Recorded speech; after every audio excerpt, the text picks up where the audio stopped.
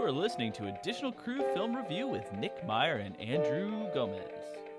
These spoiler-heavy reviews are meant for entertainment purposes only. Please do not attempt anything said on this show at home. Now sit back, relax, and listen to these two dinguses talk about a movie. Enjoy!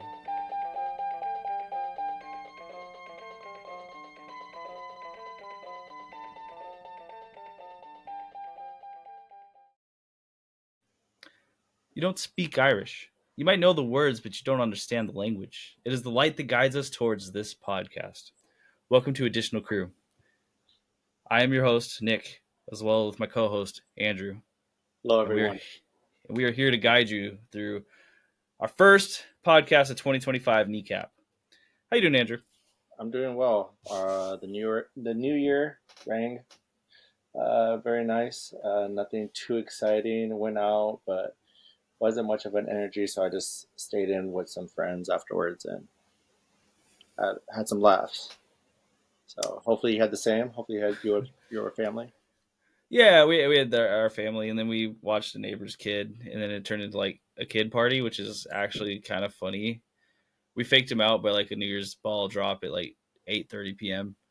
And then they were like running around celebrating at 8:30, going "Happy New Year, Happy 2025," and then we put him to sleep early. It was great. Oh, perfect setup. Maybe, yeah. One day they'll hear this and they'll be like, "Wait, you didn't let us stay up? What's up with that shit?" No, it was pretty nice, very low key. Because that's just how it is sometimes, you know. Yeah, and nowadays that's what you want. The world is already starting to go into chaos, man. If you watch the news, man, it is not looking good for 2025 already. But hopefully, you just separate yourself from that and just find your own happiness, and make things work. Obviously, we look out for those who are around us, but sometimes you just can't let that negativity build up. It's hard finding that like that, running that line between how much am I paying attention and how in the know am I versus how much do I let it impact my life. Exactly, and like that kind of talks about what we're going to talk about today, because like with Kneecap, it has very much that sentiment. Like, we're on this side of the world, so we don't understand fully what they're experiencing, but all we have is like some grasp. And then, but at the same time, if you put too much into it, you're I don't know, you're doing some detriment to yourself, because there's nothing you can do on this side of the world, and now you're just kind of like feeling bad. But we'll go into that once we go talking about the movie. Exactly, and we'll have a introduction by the person who chose the movie as well. It's not recorded. I'm just going to read off a little statement that he gave me. Awesome. So first off, we got to talk about it because it's the first podcast of 2025. Our top fives for the year, so we've got music, movies, games. Games will be just me because Andrew gets out and does things more in his life. Whereas I'm hanging out inside. So I'm going to run through the games real quick, and then we'll go into music, and then we'll go into movies. And we'll just kind of take turns giving our top fives. If you want to know 6 through 10, check the Instagram at Additional Crew. They'll have come out before this, so you'll be able to see them. For me, very quickly, with the music and movies, I didn't strictly stick with 2024 items. I doing some 2025 just because if it's something I've either rewatched or wanted to talk about and like rewatched it again, that's kind of the reason why. So you'll get to see some movies that aren't strictly 2024. Maybe next year I'll stick with a strictly 2025 items, but for this one, there's going to be a little mix of things I enjoyed this year. That's fair. And like, when we were prepping this, we just said top 5, right? And so that could mean anything. I stuck with 2024, but like it's neither here nor there. So you'll get a little bit of mixture of both things going on here. So I'll just jump into it unless you got anything else you want to preface with. That's it. All right, so let's hit it up. So my top 5 games of 2024, and I played a dumb amount of games this year. That's what happens when you're a parent and you can't go out at night. Number 5. A game I haven't beaten yet, but I am so confident in its quality, it deserves to be here. Indiana Jones and the Great Circle. The Indiana Jones game coming out and being this good and this much fun to play and this like much mystery and actual good story is bananas. It's bonkers. It is such a good game. Check it out. Number 4, Like a Dragon, Infinite Wealth. It's not a game I would have expected to be here. It's a JRPG about a Yakuza member who goes to Hawaii and fights a giant shark, you know. But it's actually a shit ton of fun, super tongue in cheek, and a great game to play if you have to like get up and hang out with kids sometimes because you can just stop anytime you need to. Number 3, Astrobot. That one game of the year. This one's kind of a given, but Astrobot is actually so much fun. Uh, and my 4-year-old, he loves it. He can't stop talking about it. I let him play it now, and he just will not stop talking about it. It is an absolute delight. So creative, so much fun, and it gives you a shit ton of nostalgia if you've played PlayStation before. Number 2, Dragon's Dogma 2. This one was shocking because I think this game does a lot of things wrong, but the combat is just so much fun, and the exploring is just so much fun that it didn't matter to me. I don't think I've played a game with better combat this year than Dragon Dogma 2, and it was actually just fun to play. And number 1, which is probably not a surprise to some people who knew me when I was in middle school, Silent Hill 2, the remake. I can't explain to you how terrifying this remake was, even to someone who played the original many years ago and loved it and used to go on GameFAQs forums and chat about it till the end of the day. Nailed it 100%. If you have any love of horror, any love of shooters, really just any love for artistry in games, play Silent Hill 2. You won't regret it. And that's my top 5 for games for 2024. Were they all on PlayStation or PC? Where I played them was a mixture. Silent Hill 2 I played on PC, and Indiana Jones I played on PC. That's not on PlayStation yet. It should be eventually. Like a Dragon, Astrobot, and Dragon's Dogma I did play on PlayStation, but I think with the exception of Astrobot, you can get any of those games on PC as well. Xbox I can't speak to. I think most of them are probably available. I know Indiana Jones is, but other than that, I can't say for sure. Yeah, I feel like Indiana Jones is one of those games that the big name game developers got right because they have had so many misses with these big game developers who try to get this nice IP and then just Mm-hmm. completely shit on the IP and just like make the game like unplayable. It's honestly it's shocking because I played Indiana Jones games before. Like they've come out before and they sucked. They were bad, and this one just like nailed it, and it nailed it so well. It's almost like if you can imagine. I don't know if you ever played Dishonored or if you know about it, but you get like these hub worlds, right? And then you're just like sneaking your way around and figuring out different things and solving mysteries, but they're like ancient mysteries. And then whoever's Indiana Jones in this game does a really good job of making you think he's Harrison Ford. I don't know who it is, but he does a really good job. And then rest in peace, Tony Todd, terrifying villain. Also in this, Candyman. For anyone not Oh, knowing, okay. he died this year, and he was in this game, and Really? he's so good, He's actually in it, like the voice. He's, voice and body. that's Uh, awesome. yeah, and he plays like a commanding presence in this game. So that So, game is one that could have moved up if I would have had time to finish it, but I didn't. So so a lot of what happens in the movie, they just kind of like extended it into this game, or like a lot of the characters, or these are like some of these are new characters it's specific to it's this game. it's completely brand new outside of the like first 10 minutes. The first 10 minutes is from the first Indiana Jones game, and then following that, it's just a completely new story. Oh, cool. But it's definitely better than the last movie that I saw, the Crystal Skull. I haven't watched the Dial of Destiny, but I heard that's pretty bad too. Yeah, I heard Uh, it was a cash grab. I mean, Crystal Skull was pretty bad. That's not really saying a lot. This was a very good story thus far. Okay. And what was your number one again? Silent Silent Hill Hill 2. 2. Yeah. Mm-hmm. Yeah. I Mm-hmm. remember you playing a bunch of that online. Oh man, and that game is one that was like so terrifying that no matter how much I loved it, I could only play it for like 45 minutes at a time before I had to turn it off and go do something else. I don't think I've had a game that scared me so much almost ever.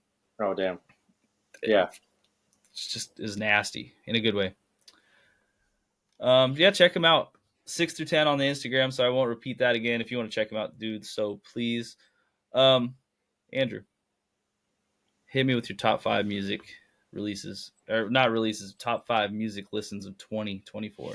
I think with music, I did try to stay strictly with top, with 2024 picks because I do find myself listening to music way more than I find myself watching like newer movies.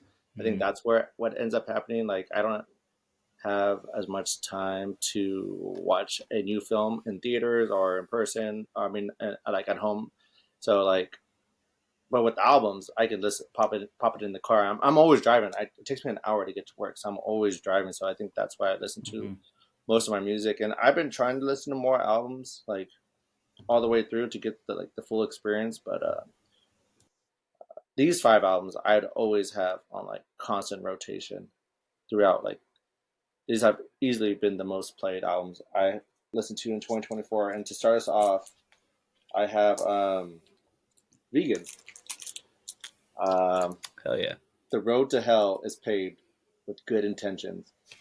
Um, I was listening to this in the background so much this year. I was kind of surprised when my top song on my Spotify recap was 9 Days, which is like my top song. But I was just kind of shocked, like, oh shit, I was listening to this album a whole lot in the background, getting ready for work or just like getting ready to go do something. It was just like background noise, which was good. It's good background noise, and I'm not trying to talk mess about this album. It's a really fun album. A lot you can get a lot from it. Can't recommend it enough. Shout out to Vegan, and then the next one I have, I do plan on getting uh, these next couple vinyls. Uh, Part of my collection, but for now I do not have Tyler the Creator's Chromacopia as my number 4. I know I raved and said it was a top 10. I still think it's like a top 10 type album, but I found myself listening to these other 3 way more than I was listening to this one. I still find this to be like the number 1 hip hop album for me personally. I know a lot, that's very debatable, and I would agree with whoever had something else on their top top 10 or top number 1 spot for hip hop, because so many great hip hop projects dropped this year. So like whatever resonated with you, good for you, and keep listening to that album. But the thing I loved about Tyler's Chromacopia was how much it hyped me up for album rollouts. Like he was giving us taster after taster, like single after single, getting us ready for this album. The art, the like the little album listening at SoFi Stadium, or I think it was SoFi, somewhere in Inglewood, maybe I don't know, somewhere in LA, I should say. He was playing Chromacopia, and it was just like, wow, I'm excited for this album, and it did not disappoint when I heard it. So, uh, top song off that one is Sticky. I really like that one. I go back to that one a lot. It's just a great hype track. My next my next album is Magdalena Bay. Man, this album, all I can say is like this shit caught me off guard. Like this is the whoa, I did not expect to like this as much as I did. Like I talked about it earlier in the podcast, a couple podcasts ago. I listened to it on my way back from a long road trip, and I wasn't into it. I was like, man, this is boring. I don't get it. And then when I finally got home and sat down and listened to it again, I was like, whoa, this is absolutely freaking amazing. Like the the sonics, like the psychedelic pop, just man, there has to be one track that sticks out to you. Hopefully you actually take a time to listen to the whole album, but I would recommend listening to Cry for Me. That's my top song. I find it to be very ABBA-esque at the end. And there's a lot of things that like remind me. I think that's the thing I liked about this album. I found myself being reminded of all the artists I liked, like Pink Floyd, ABBA, and just like these artists that had this awesome formula back in the day, and they're just recreating it. It's just amazing. So Magdalena Bay's, oh, why can't I think of the name? Imaginarium. I should have. Oh, this is my number 3 if I don't even know the name. Imaginal Disc. Thank you, Google. Imaginal Disc. Please check that out. Number 2. Number 2. I don't think I brought it up on the podcast, but this was actually for our faithful listeners. This is the album that I challenged Nick. Well, almost challenged Nick with because I did a coin flip, and he chose the coin flip was this album or The Garden, and what else did I Death challenge Grips. you? I think. No, that was wrong. It was The Garden, and we'll have to go back, but it was the coin flip, and you chose The Garden, and the other side would have been Brat. Okay, That was the okay. album I was gonna challenge you if you would chosen the other side of the coin. And brother, I found myself immediately loving this album, like front to back, just a party ass album. Brings you back to like that early indie sleaze 2000s style of uh, pop, but also with this hyper pop infused um, banger ass anthems. Like, boy, this is the album I would put on before a night out just to get me hyped and just ready to go party and go hang out with my friends. Like, Brat, if for those who haven't heard it, I'm surprised you'd be under a rock if you didn't hear about Brat Summer. Like, it was everywhere. Everyone was talking about having a Brat Summer this, and Brat Summer that.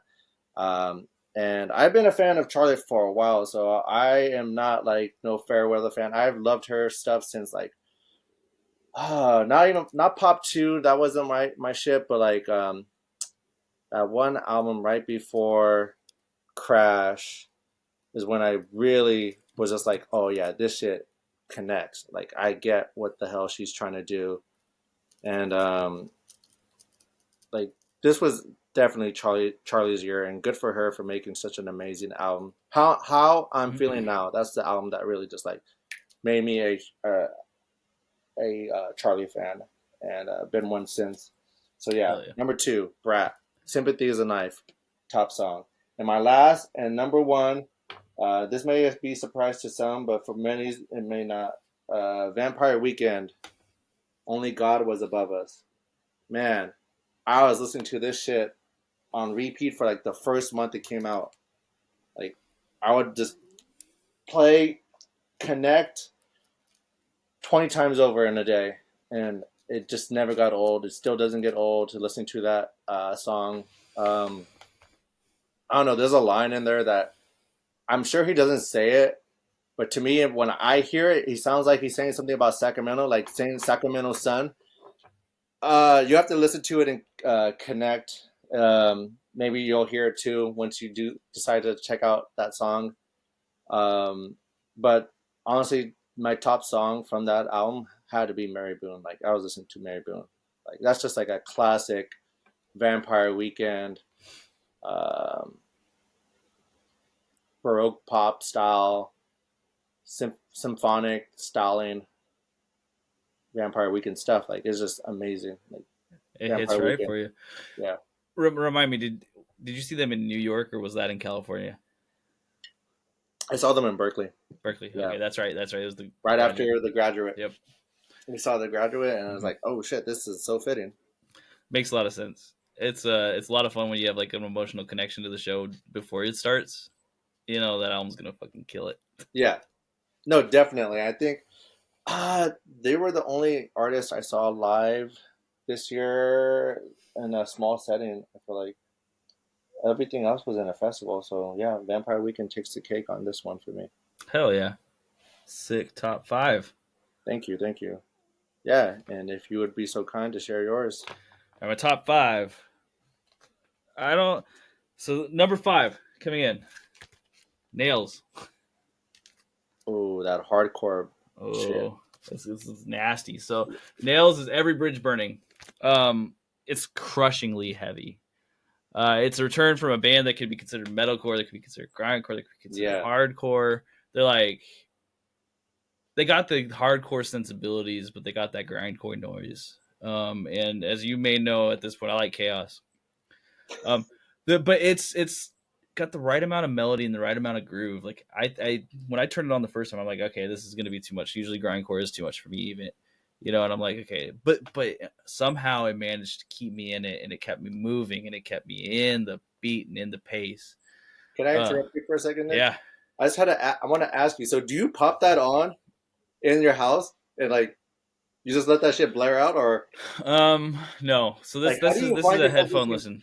This is a headphone headphone listening? listen. Yeah. Okay. Like this is like when I'm doing like cleaning or working out or something where it's You like know, I probably Bluetooth won't. wireless headphone. Is that why? Yeah, I got I use earbuds. So it's just I have these Denon earbuds that are like really nice. They like map out your ear canal and stuff and it just sounds great. So it's like a fantastic way to listen to an album. Um and that'll be it. I mean, like every once in a while, I blast on the speaker because I mean, all this music is more fun on a speaker as opposed to in your earbuds. But with two little kids, I'm like, it's too much. It's too heavy. Yeah. So the record player could connect to those headphones. No, it doesn't. The record player is strictly because if I like an album this much, I buy it to support the band. Okay. Awesome. Um, Yeah. because like I love Spotify. Don't get me wrong, and I'm not trying to say anything you do is wrong necessarily, but I do know that Spotify don't pay its artists very well. Yeah. So I buy the records of these artists I really like just to keep them alive. Um, Number four is much less of a surprise. I think we talked about this on one of our very first podcasts. It's Mannequin P Word. I Oh got yeah. heaven. Dude, this glare is nuts. But anyway, Mannequin P Word. I got heaven. Um, I mean, for me, it's just like it's a little bit of shoegaze, it's a little bit of indie rock, it's a little bit of hardcore, and there's a little bit of punk. Um, it just makes I got heaven complete for me. It feels like a very complete little album at 30 something minutes, you know, like it doesn't take very long and it hits everything it needs to.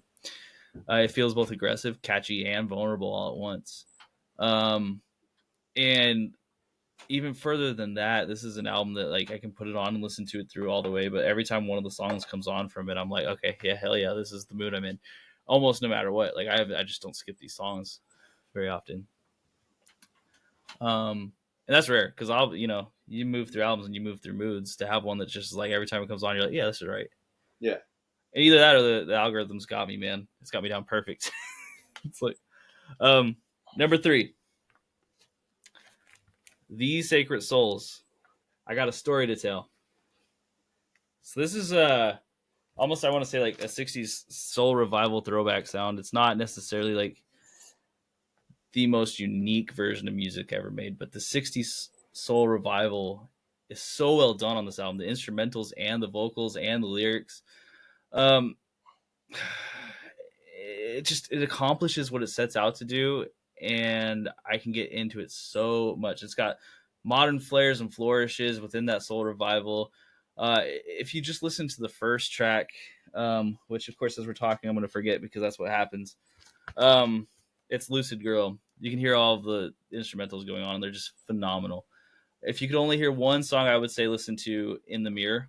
Okay. Um, it's just got this kind of like wonderful lyrics of someone who knows they've done wrong and is saying that this person should let them go, but they're begging them to not.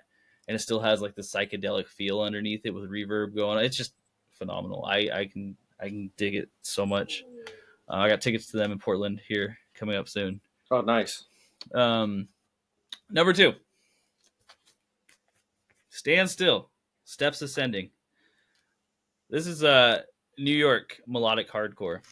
Oh, sure. Okay. Um, and it's not reinventing any wheels. I think the first thing that people typically say to me when I've showed them any of these songs are like, well, that sounds like something from the 2000s. It does. It really does.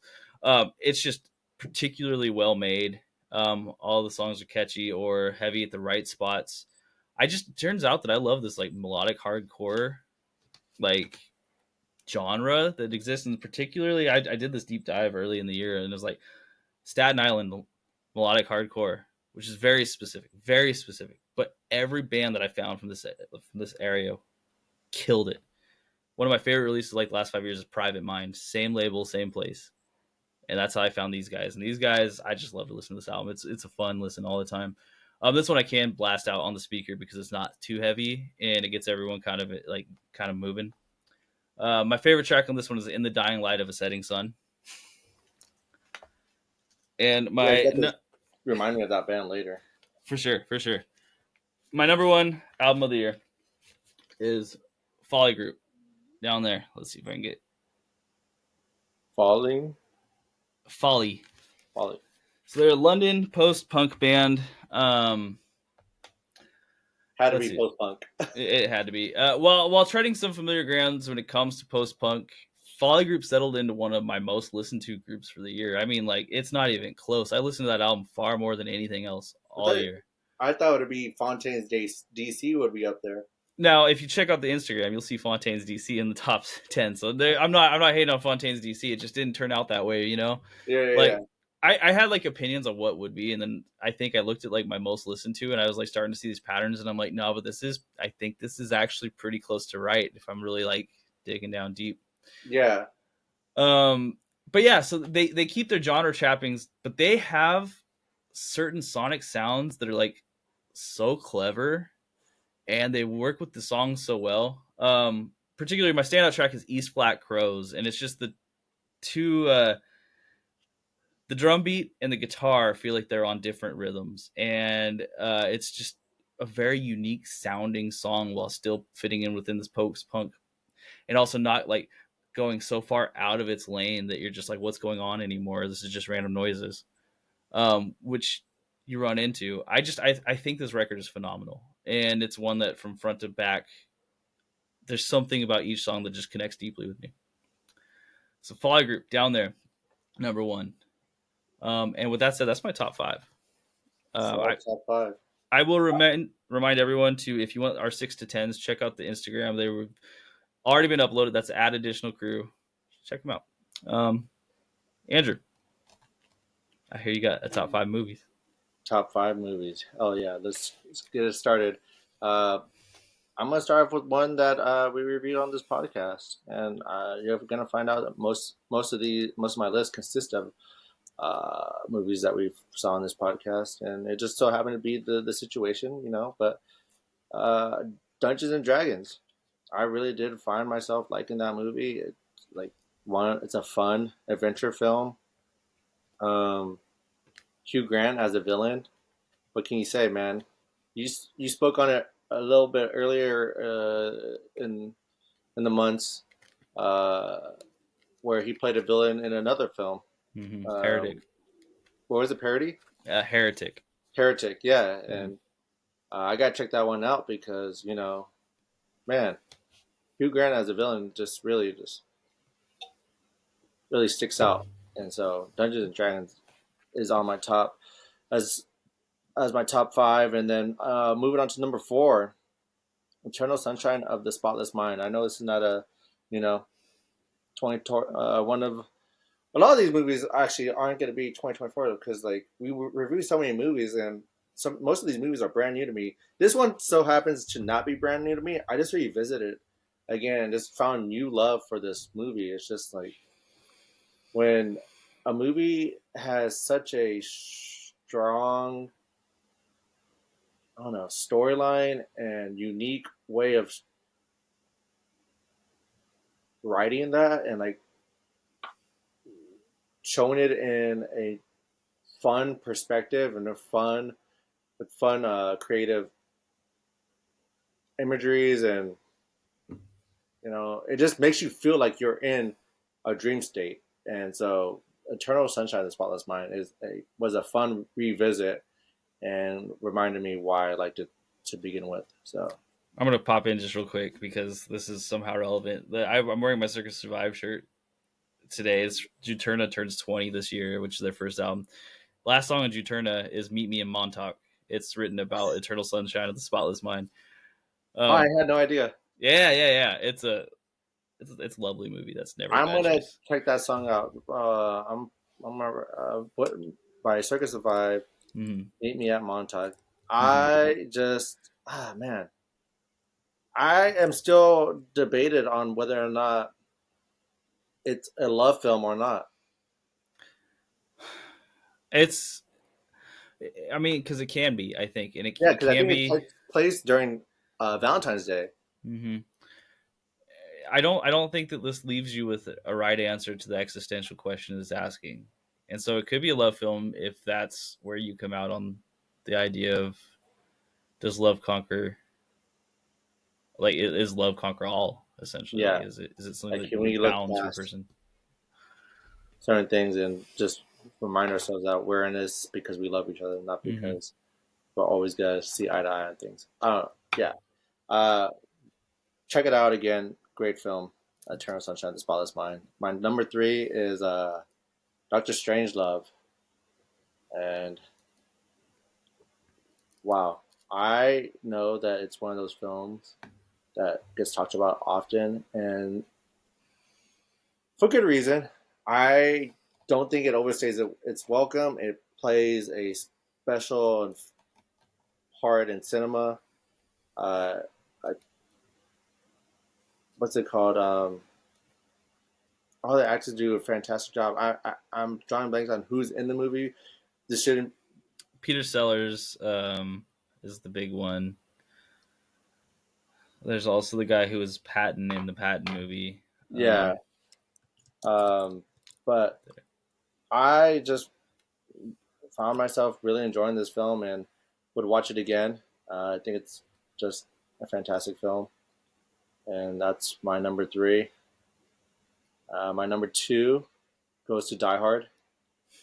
Man, Yeah, that's I fair. was stoked on how great this movie turned out to be. Like the hype lived up to the hype because everyone would always just kind of like tout about how good this movie is and how fun it is to watch, and it's just like it gets referenced a lot.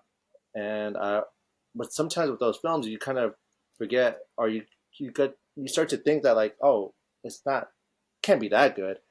Well, it kind of is. It kind of is that like 1980s blockbuster before I think even blockbusters kind of existed. I mean, this really did make a landmark moment in history. And then obviously we talked about a lot in the last movie.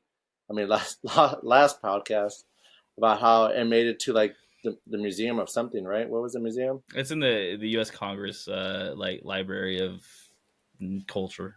Yeah, That's probably not the official title. Don't quote me on that. it's in one of those things. So yeah, it's not hard to believe that it's one of my top fives, but it's also like I'm sure it's in a lot of top people's top five, top 10 type movies. Like just because it's a fun action film, like it's just fun to watch. And shout out Bruce Willis. Hope he's doing well still, and keep thriving, man. Keep Mm-hmm. thriving. And then my last and final number one pick is Everything Everywhere All at Once. Yeah. Yeah, just a fun film. The movie that helped kick off this podcast, sort of. And I say sort of because Poor Things is one of those movies that help create the spark, but this one was the explosion of that spark that really just started it all off. So Everything Everywhere All at Once is a fantastic film, and it will stick with me for a while. I just think everyone did a fantastic job on the movie, like the action, the directing. Can't say enough about how great this movie is. It really is phenomenal. Like if you're listening, you still haven't watched it, you got to watch it. You have to. Um, Sick, dude. I mean, that's a solid fucking list of movies right there. Just like in general. And shout out to Additional Crew. We have podcasts on a few of those movies, so you can check them out if you have. Exactly. Get a feel for what we talk about on these films. Mm-hmm, mm-hmm. I mean, yeah, those are phenomenal films. So I'm gonna juxtapose that with saying that I did 2024 movies that I've watched, which it turns out I've watched like 12 movies. So the top 10 were just, I'll be real with you, they weren't all bangers. But we go top five. Top five are all pretty good. I don't consider this one of the strongest years in movies that I've watched, to be honest with y'all. I'm gonna get that out of the way just from the get, and I'm gonna give you my top five now. So number five, it's actually a movie that I would have discussed in just a minute, but since we are here in the top five, it is Exuma. This is a film from 2024. It is a Korean film.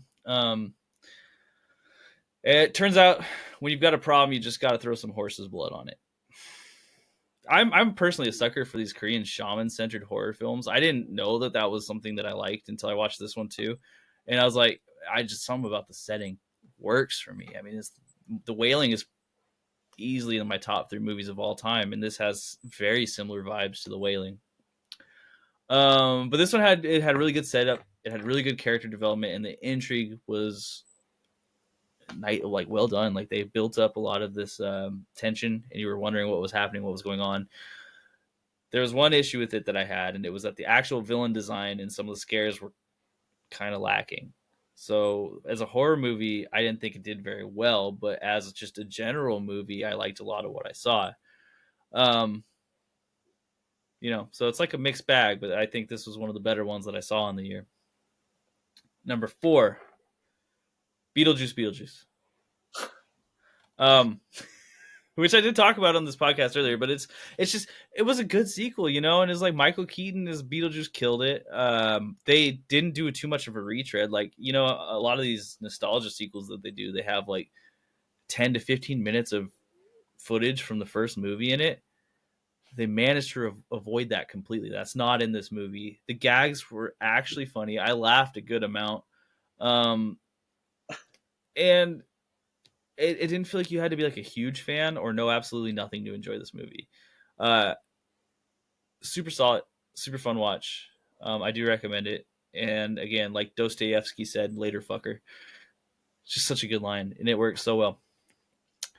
It was the only F bomb of the movie too, and I think it earned it.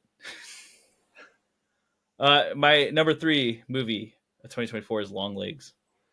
Um, I hear Long Legs derived a lot for how good the marketing campaign was versus what the movie was like, and I really still don't think that's necessarily fair to the movie, because I think this as a movie was very solid.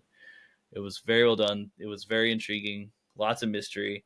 Um, you can love or hate the supernatural parts. Personally, I don't mind them. I thought they made it pretty unique as a film, and I like this movie a lot. Nick Cage didn't even sell me. Like it wasn't about like how scary Nick Cage is, because Nick Cage was kind of silly in my opinion. Just a lot of good mystery and intrigue, and the tone was very consistent the whole way through and shot wonderfully. I'm excited for Osgood Perkins. I remembered his name off the top of my head. Hell yeah. Osgood Perkins. Next movie coming up next year, The Monkey. Should be good. Uh, Number 2 film, 2024, Late Night with the Devil. Um, Not a scary horror movie.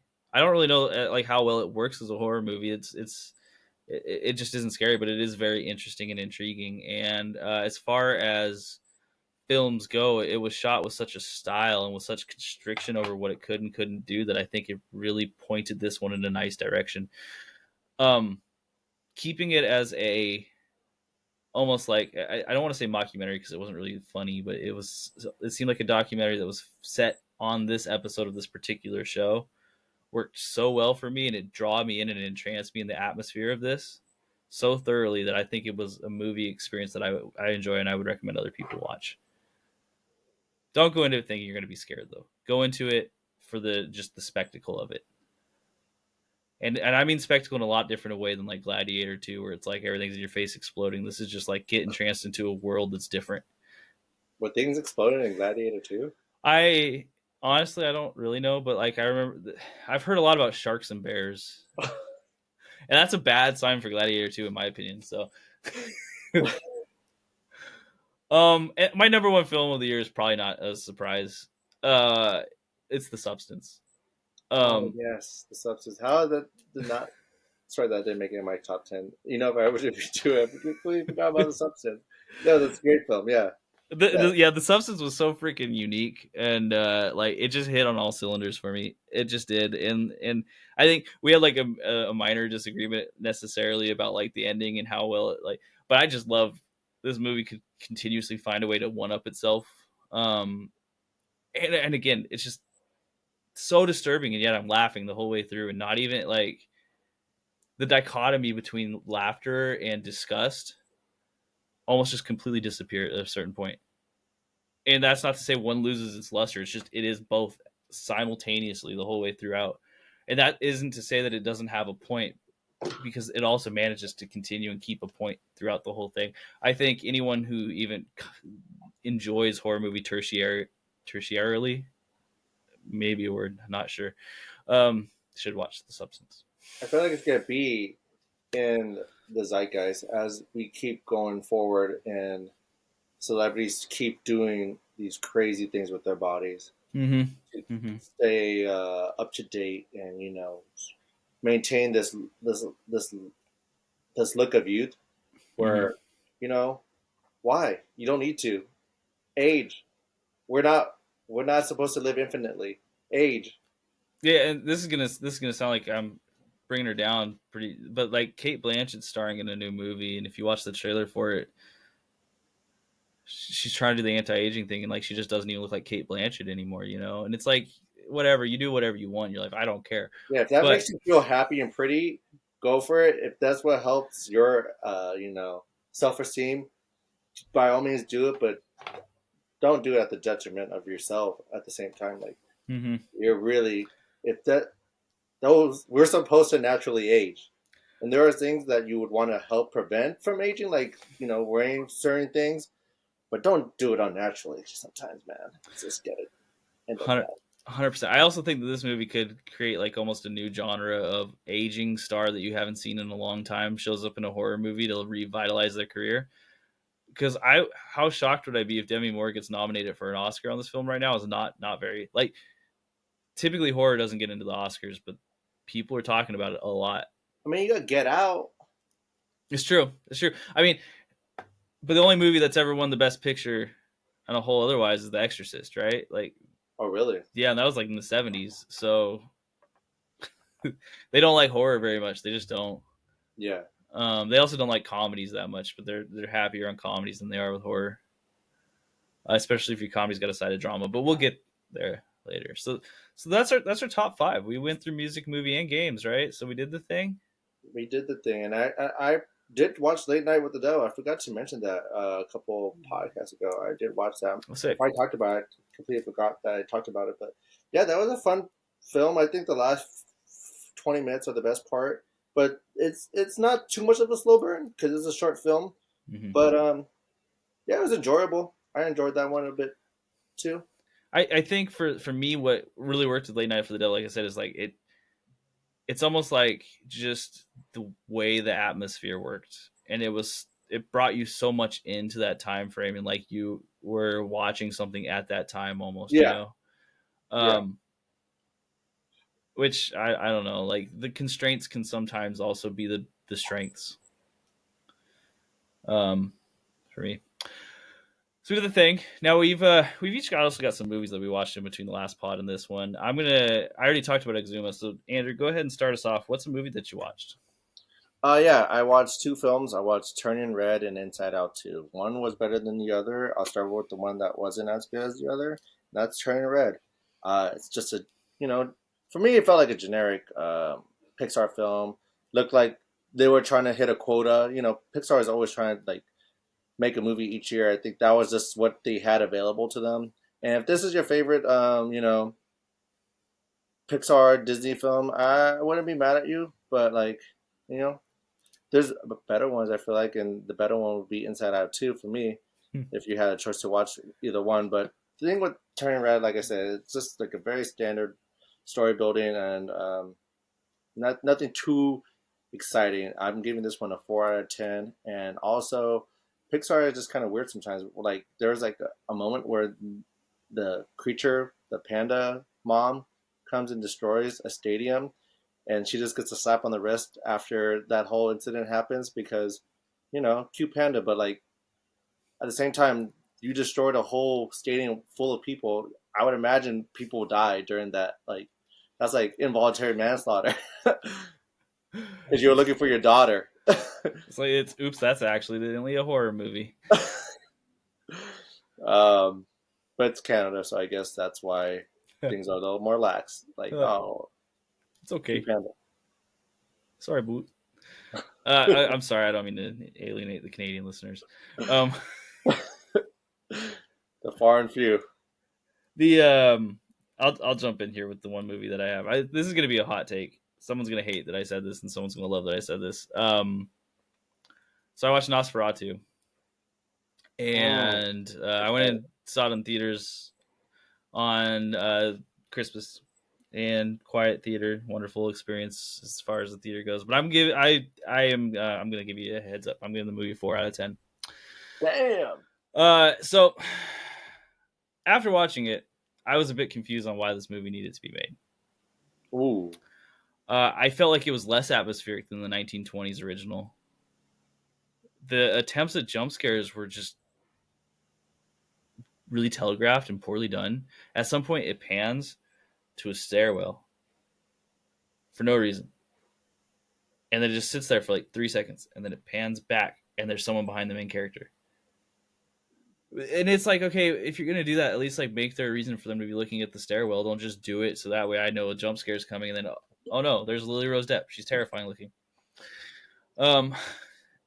Even Nosferatu's design, I don't feel like it was scarier than a movie that was 100 years ago. You know, like Nosferatu came out 102 years ago, and they managed to have a villain that, in my opinion, looked a lot creepier than this one. This one just looked like a zombie with a mustache. And this sounds harsh, but it's just like I couldn't help it. I was like, I want to love this. Skarsgård as Nosferatu had a wonderful stage presence. He really did, but like you can't save it with just his stage presence alone. It kind of honestly it felt like a waste of time, and it was like a boring iteration of a film that we've already seen over and over again. All three versions of Nosferatu I've seen before this I liked more. The original 1920s one, which shockingly felt like a faster paced movie than this. The 70s Werner Herzog version, which is a lot brighter, still has a lot. And then I think I talked about it on a pod recently, Shadow the Vampire, which also had Willem Dafoe, and was just so much more unique of a movie. This isn't to say Nosferatu didn't have some redeeming qualities. There was some very good cinematography during parts. There was some very good shots and some unique, cool looking, creative scenes. But man, did it make 2 hours feel like 5 hours. That sucks. Yeah, 4 out of 10. Sorry, any fans who loved it a lot. You got another one up. Yeah, just quickly on that, I was noticing a whole lot of rollout and a lot of like promotion, but ever since it's came out, I haven't seen much, and I think that's due to the fact that like it is getting a lot of mixed reviews because you're not the only person to have said this. Like, there's other YouTubers I've watched talk about how uh, underwhelmed they were with Mm-hmm. the amount of hype that was leading up to this film because it seemed to really get people excited for horror again. But man, I'm really disappointed to hear that. And I'll just say, like, this isn't like a Robert Eggers thing. I actually do really like Robert Eggers' other films. The Yeah, Lighthouse and The Witch yeah, in particular are fantastic. So it's not even about like he's just a slow director who has long shots and they're boring. Like, it's not that. This movie just didn't click with me. And it's there was like it wasn't scary enough. The sexuality in the movie was just like, okay, it's there. Actually, I'm going to tell you one thing that encapsulates my problem. At one point, Lily Rose Depp explains a dream that she's having, and then 10 minutes later, to a different character, explains the same dream she's been having the exact same way. And I was just like, why did we have these? Like, just move on. It managed to be so visually entertaining and so completely boring. really nailing that coffin deep. I wanted to like this one. So sorry to anyone who loves Nosferatu. You can love what you love. Enjoy it. Eat your hearts out, literally. It didn't do anything for me. Not a thing. Uh, Quickly going back on Turning Red 2, I wanted to mention that Pixar or Disney spent 175 million on the budget for this film. Crazy. Damn. And they made 21.5 million at the box office. Well, that movie got fucked from COVID, right? I think so. I think this is a COVID film. I think this came out in no, it's 2022. I mean, yeah, I guess so. People were still kind of like, I'm not sure if I want to be outside right now, so it's gonna be hard. I think if I remember, that was like the simultaneous streaming and theater movie release, which they stopped doing because apparently they don't get money from it that much. Yeah, I think it was like the film was released on the Disney Plus streaming service and was released theatrically in most countries without the streaming service, grossing over 21 million. Uh, I mean, also I think there wasn't a song that went along with this Disney movies. These Pixar needs a song to really hype up the film. But as I'm saying that, I don't think Inside Out 2 had that either. A song that really went along with their movie. but this one did way better. This had a $200 million budget, and you're not gonna believe how much this fucking movie made. It made 1.69 billion. Yeah. The fucking B. Yeah, that sounds right. 1.69 billion, dude. Holy shit. You got to get into making Pixar movies. I mean, it makes sense to me. I'm trying to remember Turning Red. I've watched both of these films. I remember Inside Out too. It could be recency bias, but Turning Red, I'm like, is that the one where they go into the forest, or is that Wreck-It Ralph or Rex or? No, that's probably Wreck-It Ralph, because Turning Red is about this uh, turning of age girl who's having a hard time dealing with her evolving body, and she evolves into a red panda. Yeah, because she's got cursed. I'm not against niche films, but maybe that had something to do with it too. That you're kind of boxing yourself in a little bit on target audience here. Yeah, the audience could have been kind of small on this one, whereas Inside Out 2, we all have emotions. And, sometimes as we get older, we find out new emotions about ourselves. And I think that's the great thing about Inside Out 2. Obviously, it's not like some world-breaking, over-the-top, the best film ever, but for me, it's just a fun watch.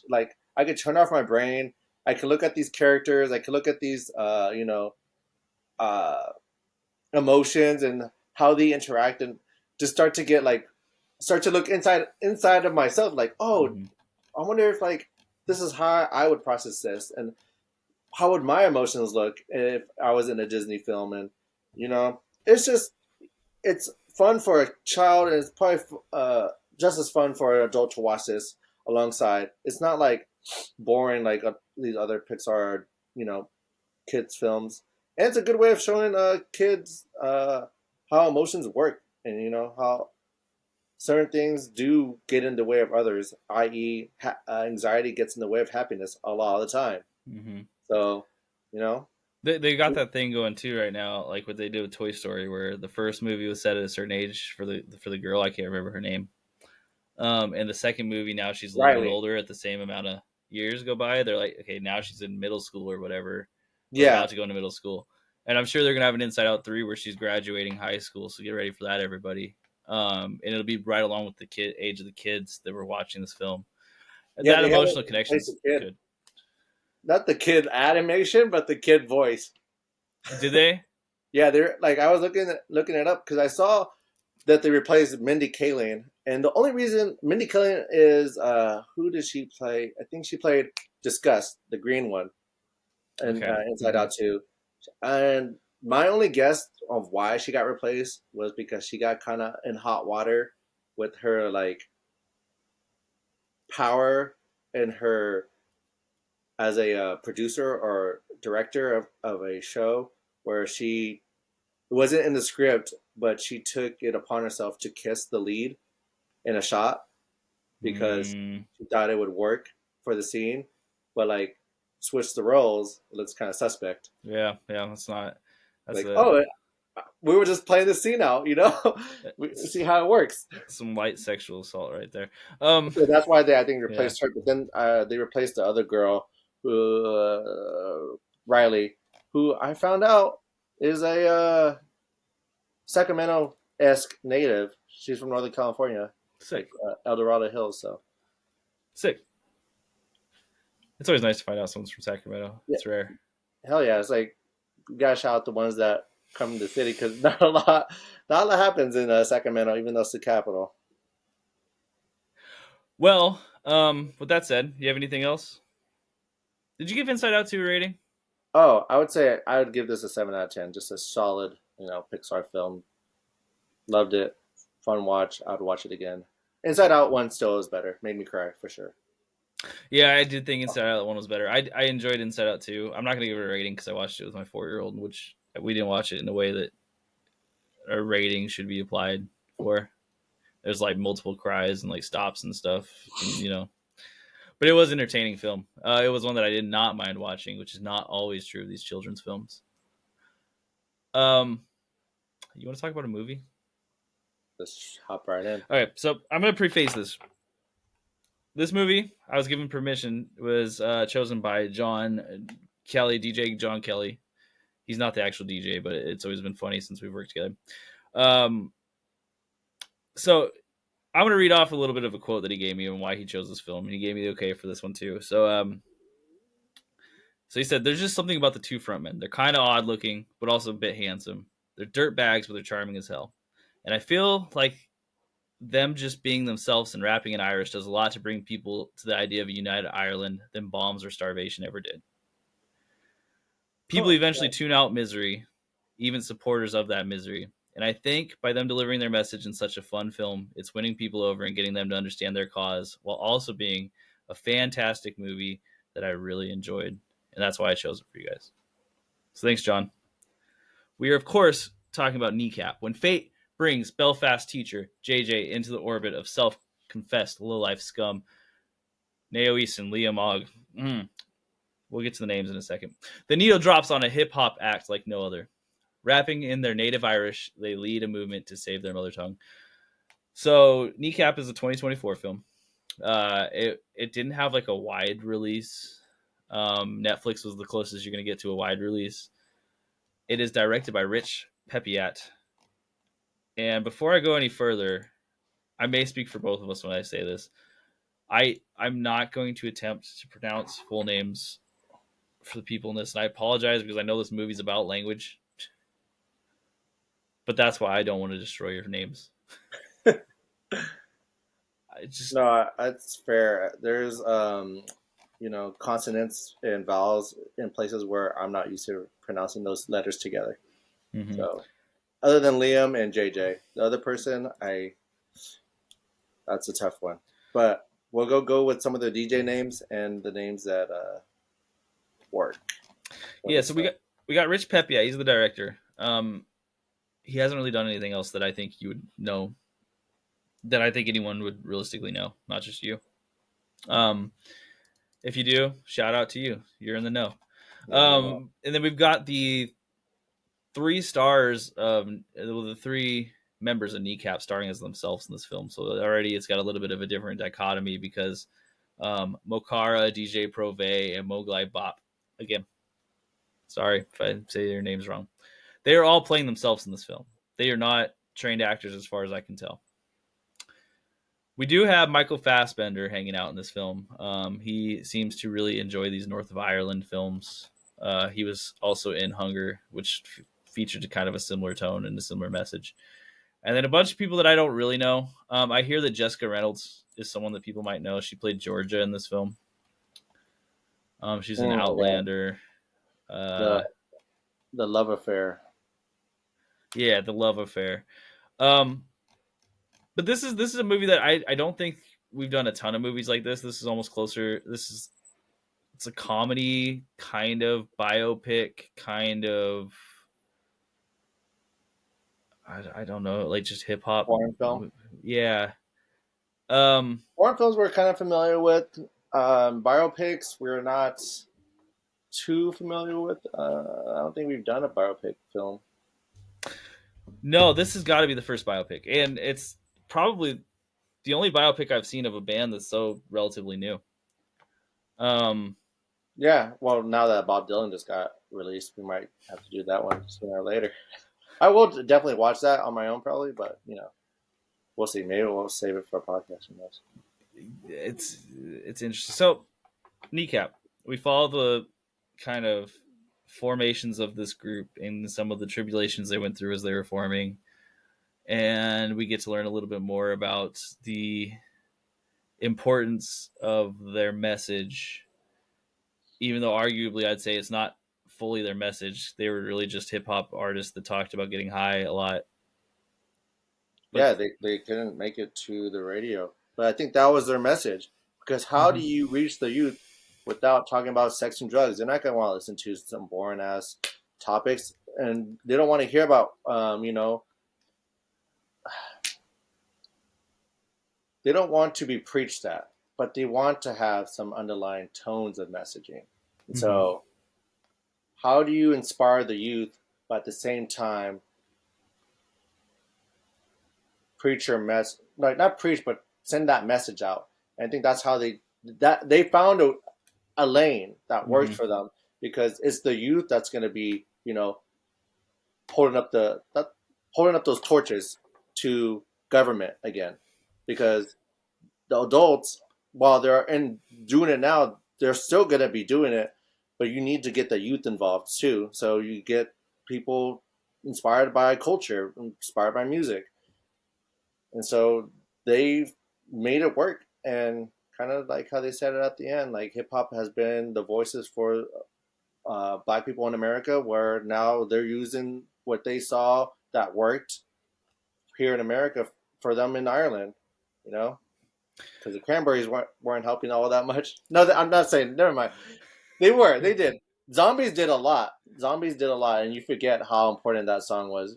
For me, it wasn't that important. I was like 5 years old. It's pretty radical that it's on Halloween playlist once you find out what it's about, right? You're like, oh Yeah. no, that's so dark. um, yeah, I think that like really what I get a lot of this is that these guys were kind of just like burnout dudes, you know, they're just whatever. We just exist. We're just doing our thing. Who cares? And then they got lucky that someone was like, hey, I can make some music over this. And it was, I guess with DJ Prove, he talks about the dodo being released, right? The one in the Glass Museum. And he's like, we could release the dodo and bring Irish language back. And then you have excuse me, Naoise Moglai Bop. His dad's Arlo, but I don't think that like that was really their intention in the beginning. It seems like, and I think that's what really makes all of this work is they never came across as holier than thou.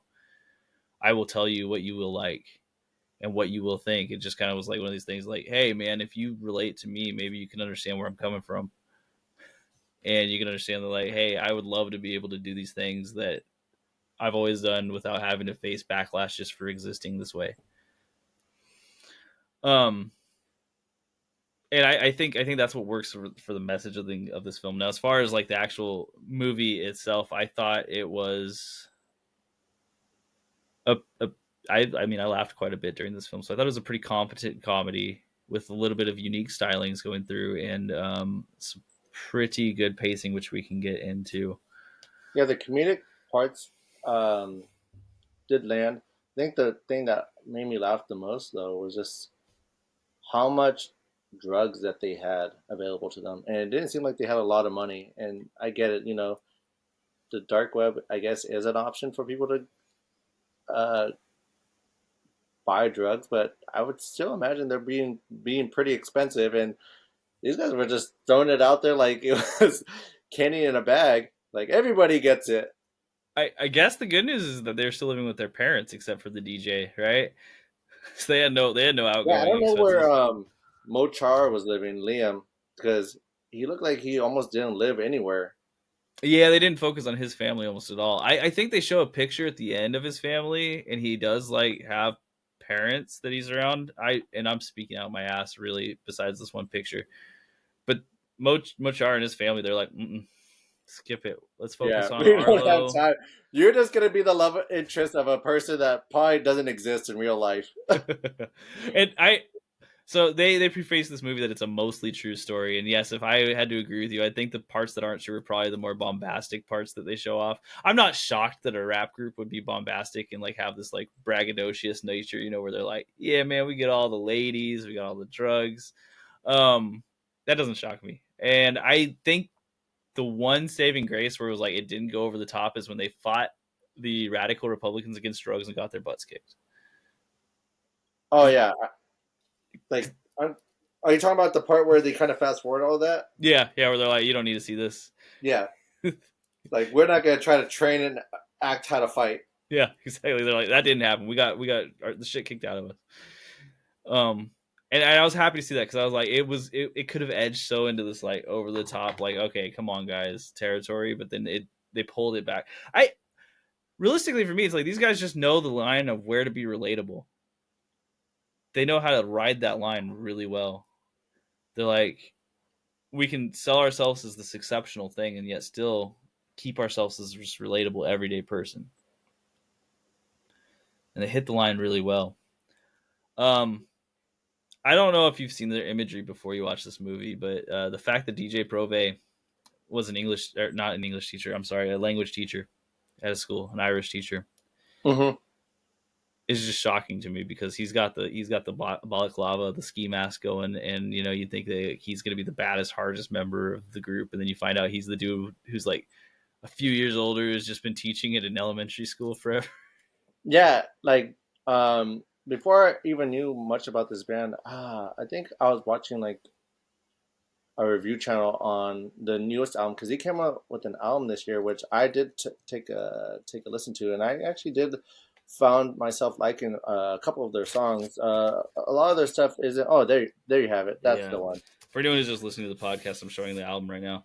There's like a cool little graph. You keep talking, and I'll show the record on the camera. Yeah, like I'm trying to think of the song. It's in like an Irish or something like IBH Bianca line. Yeah. That song goes crazy. That song would hype me up. I like the way he sounds. His voice is so guttural and so like you hear his voice in rap in the movie, which I'm pretty sure gets dubbed. I'm sure he's not actually like talking like that in some of the parts where even though there was like they're not playing the instrumental portion of the song yet, you could still hear his like raspy voice because he does not sound like that in when he's talking in his normal acting voice.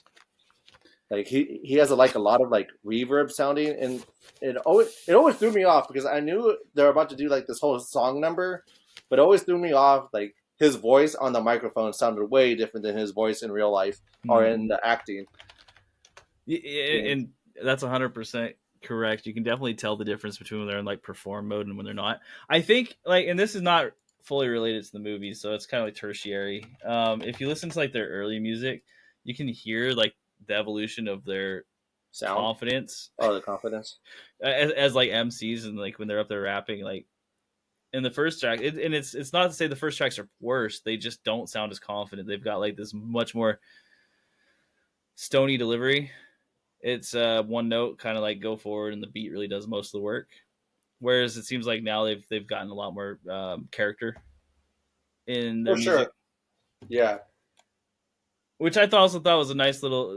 The thing that they showed in this movie, and it was a little bit confusing, was like the evolution of that sound a little bit and how they gain that confidence. Because you see him for the first time. They're recording in this garage, just getting high as shit with DJ Prove. And then they get their first gig and they play to two people in a rundown bar, and it ends up being the employee that's taking the video of it. She must have been an influencer because they blew up in like the next day. The kids loved them. Yeah, I don't know how they were able to catch like fire so quick. I wish our podcast catch fire as fast as they did because it was like night and day. Like, oh, one listen, everyone's hooked. It was. I loved the scene when he finds out that the kid in his class is listening to his own song, because it was so well done. It was so fucking funny because he's hungover as shit and he's like, "What is that?" And you could just see him trying not to show it on his face, and like for a guy who was not an actor, you acted phenomenally in that scene. I think a lot of them did, and I almost wanted to say like, oh, maybe they're leaning on their native language as a way to like for us to ignore, because like English will pick up on things like way easier. Like we've talked about in other, foreign films, like it's hard for us to really tell when an actor is acting well or not because we don't know how it should sound. Mm-hmm. But even so, I think it's still hard to like make your face act a certain way when on screen. So you're for sure right on the fact that like, man, these folks really had it to where I was convinced of their character like 99% of the time. Like they never felt like out of character to me. It's and that's what's shocking about something that like this is that they managed to come across so authentic in these roles. Yeah, because even though they're playing themselves, it's sometimes even hard to play yourself when you're trying to act like, do I really act like this? Well, can you imagine if someone's like, "Hey, man, you got to brag about your shit," and like kind of overdo it a little bit, like hyperbolize. Yeah. As you're doing that, how hard it is to like be like, "I'm in this. I'm straight faced. I got this," Yeah. Like. But they like did. In your head, you sound and look cool, but like when it comes out on screen, it's like, dude, that did not look cool at all. It's like, okay, they did a good job. Right. Imagine that scene where Mokara is he's getting interrogated by the police chief or whatever she is. And then DJ Prove, before anyone knew him, comes in to do the translating, right? Like, can you imagine acting out that scene, pretend like you are yourself, and you have to pretend to say something like, "What side of the table are you on?" Look, I'm not saying these guys aren't cool, but no one said, "What side of the table are you on" in that interrogation. I can guarantee Yeah, you. yeah, no. I mean, obviously, I don't even kind of imagine if some of those interrogation things even happened because he was able to grab that notebook without them knowing. Like, wouldn't there be cameras? Wouldn't they have been second looks? Yeah, yeah. All Mokar had to do was yell in the sky. I mean, maybe not north of Ireland. It sounds like that's a pretty gnarly place to be in Belfast. I don't know the geography of Ireland and North Ireland, but I don't. Where does this even take place? So it takes place in Belfast, and I don't, Belfast. I can't necessarily speak of the geography. I just remember when in the '90s, and this was a little bit probably before like we would have known. I just kind of remember hearing about it. Right, is that the IRA with Yasser Arafat?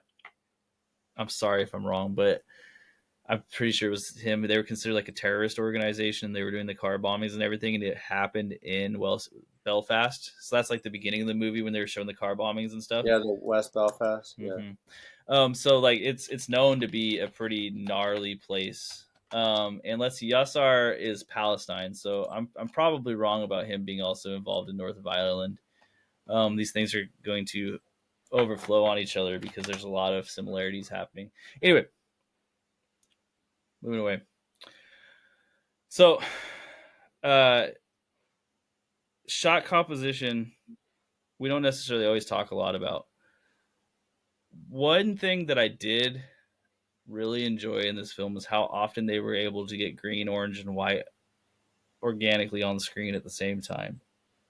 Whether it was through patterns on shirts or through the walls and like their track suits, they had a clear, strong color scheme that was this red, orange, green, which is the flag. And I'm trying not to be ignorant. It's the Ireland flag, and that's the color scheme that they seem to have a lot in this movie. It's also the same thing as the balaclava that DJ Prove wears. If you're more curious, the scene where he is running away from the flag bearers. That's what they Oh call yeah, them in the. those folks when he's after he shagged what's her name Georgia and Mhm. he's walking in the alley and he's trying to get past those what did he call them? He called them a certain word and he's just like having I remember from what I remember in that one scene is the him looking at that kid and just being like holy shit, Mm-hmm. there's gonna be a new generation of this. And it did that pretty effectively because as soon as you saw the little kid and you saw him throwing up the flag, it was like, oh man, you can tell that he's like, oh, the fucking kids are loyalists now. Yeah, and that's where it all starts. That's why I feel like it goes back to them preaching to their songs trying to reach the youth Mm-hmm. because once the youth is told or is like kind of like I don't want to completely say it, but brainwashed to the point to like what their parents are telling them, they're gonna be like you know gone forever, and now that's another opposition Mm-hmm. to their fight. And there was a lot of interesting like dialogue about their fight. I won't say dialogue; it was a monologue. Really, it was just kind of exposition that was happening and explanation over the top. But it was just interesting because I think in the beginning they talk a lot about how um, the difference between a lot of cultures that people understand are being oppressed and not them is like the color of their skin, and like that's such a touchy thing to say. But then they're like, people don't understand that this is happening to us too, as indigenous people of this land. We've been colonized, and I think it's hard to talk about Kneecap without talking about the colonization part because they've been so strong with the get England out of Ireland. Um, I think that like my understanding of it is just that as you see in other places with like the ACAB get out of movements and anti-authority movements. In this case, it's more just about them being able to be themselves without worrying about what the legislation says they can and can't do. Because you keep seeing this language legislation in the background of this film where they talk about what the national language is and whether like Irish will even be accepted or acknowledged as a language that can be spoken in certain ways. When you have this whole entire region of this area that speaks Irish still, and I don't like in the beginning the detective says you all know English, like Speaking like they're like, we know you speak English, but you mhm, are refusing to speak English because you're basically pissing in our faces right now because you just don't want to convert. You don't mhm, want to reform, mhm. essentially. And I think that's like the idea is that like this authority figures come from somewhere else and they say, hey, this thing that you do in your land forever is now the wrong thing, and they're just like, this is the middle fingers in the air to that, like fuck y'all. And that's an attitude that works really well in hip hop. Fuck y'all. Yeah, just big fuck you, fuck off, fuck everything. Like they say so many fucks in this in so many unique different ways. Like fuck off, fuck up. I love the fuck up line too. That's so Yeah, funny. I forget who said it, but Georgia, she was walking by I think she's walking by Mowgli Bop, and she's just like, "Hey, fuck up." yeah. Oh yeah. What's his name? Yeah, Mowgli. He was saying, "Hey, Georgia," and she was like, "Fuck up." Like what? um, I found the name of the people in the alley. They were called. Well, he said Rangers are all shite. So Okay, I'm not, okay, there you go. they're like Rangers. I'm not sure what they were doing, but in that scene, I thought it was unique, and it just might be me overthinking things, but like it was just unique that they would use a Prodigy song for this moment because I would think they would use like some like, I don't know, Irish song because the Prodigy is from the UK, which is English. Why would you use a UK English anthem to in the chase scene? It works. I mean, it's a great chase scene song, but I would hope you would choose like some other like more. I don't know. There's so many great Irish um, electronic acts. Um, Yeah, I this is a good question because like as soon as I heard Prodigy, it was like this is interesting. I didn't know where they were from. But yeah, you'd assume they would choose someone from Ireland because they had been pretty good about keeping it like, hey, this is the people we're gonna repping up. yeah, represent for Ireland, and Now then it would be probably one of the least shocking things to me to find out that when Prodigy was playing, maybe the UK really hated them. oh.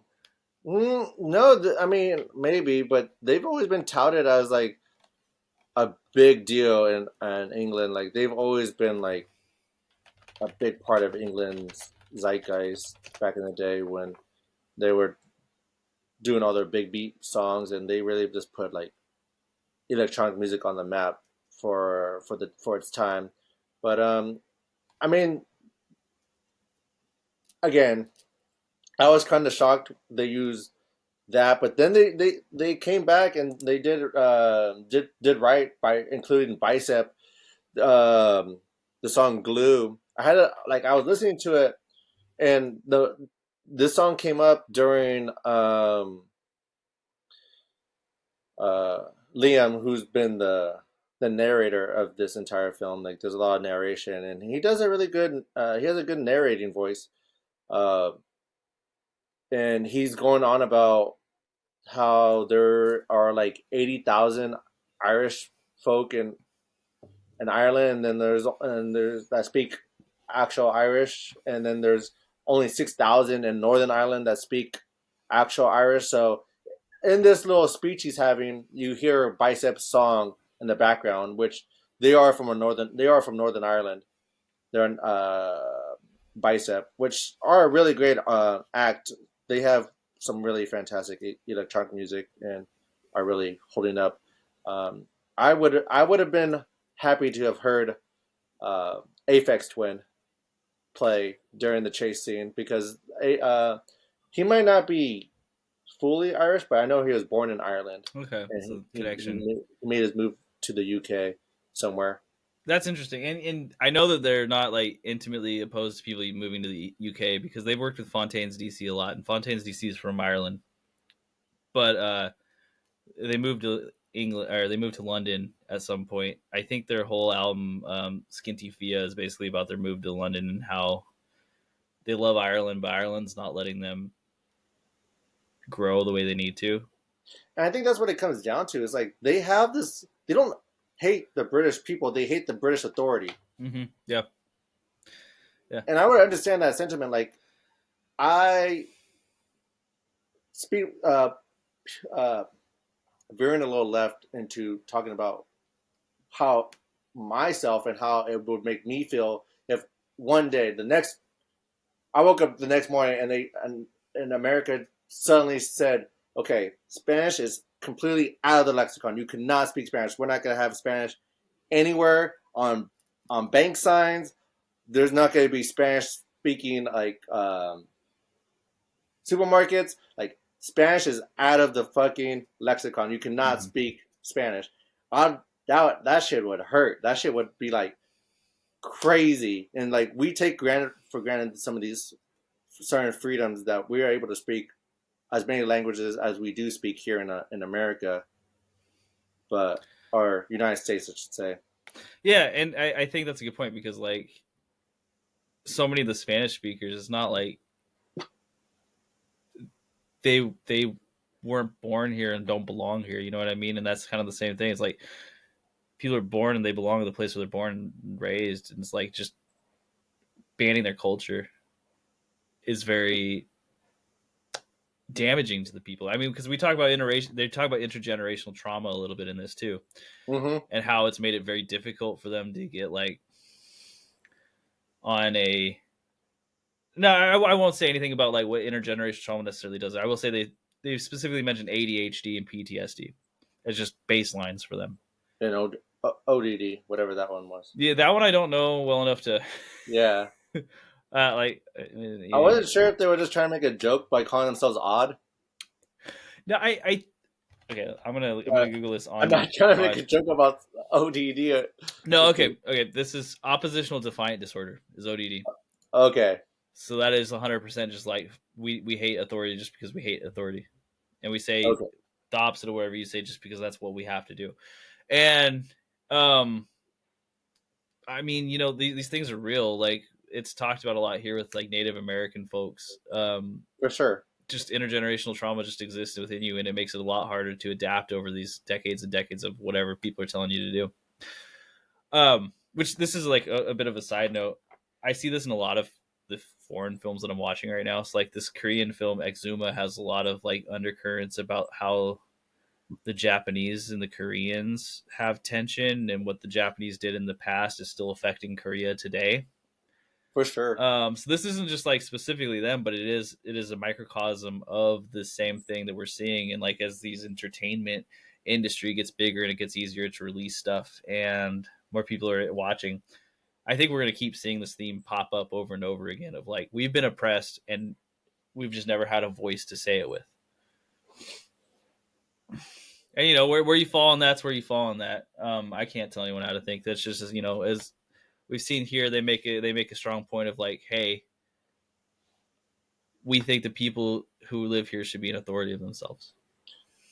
And going back to the film and the band itself, this is a healthy reminder that there is conflicts that aren't getting a lot of, don't get a lot of press because it's not as violent as other places that are having conflict. Mm-hmm. I completely forgot that, and was completely oblivious to the nature of the conflict that Ireland and Northern Ireland has with Britain and has with their,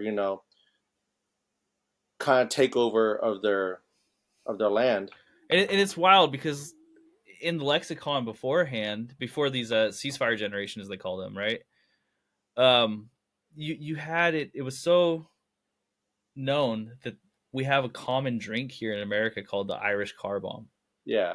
And that's a dark joke when you order one. It's like a Guinness with a shot. But that's it was well known enough that The the way you said people. it just made it just really hit it home. Like get us with a shot, but like we're thinking drinks, but like shot of a bullet essentially. Like Mm-hmm. that's what's gonna end up happening if, with this Irish car bomb. You're gonna get fucking shot with some like shrapnel. Mm-hmm. And go ahead. No, no, I no. didn't mean to cut you off. Like This is pretty much it. It's like it was really a huge thing going forever. Is like the violence was getting it well known, but the violence didn't change anything. The violence and just kept pushing it out and out and out forever, and it was in the public knowledge. And now here you come, you have a band that's coming through, and they're like, you know what? We just like doing drugs, and we like all being ourselves, and that's maybe what should bring us into the forefront. fuck all. What's it called? It was so funny to see the love affair Georgia and what's his name Liam Mm-hmm. Moshara when they were going back and forth on their sex talk, and um, he was saying like his like release line is something we were something about coming something we will overcome or some shit. Mm-hmm. Mm-hmm. We will overcome, and that caught her off guard, and she was like really into it, and right after he was about to, she's like, "You better not, because I'm gonna, suck you off until fucking, I'm gonna blow you like a Brighton hotel." And I was like, I know that's some dark shit, but I was like, I had to go look it up, and I guess there was like an assassination attempt at a Brighton hotel, uh, that included none other than Margaret Thatcher, who Oh, really? they hate Margaret Thatcher. Mm-hmm. They have like a picture of her on a dartboard every time they would get a package. They would be like, right, one for you, one fuck you.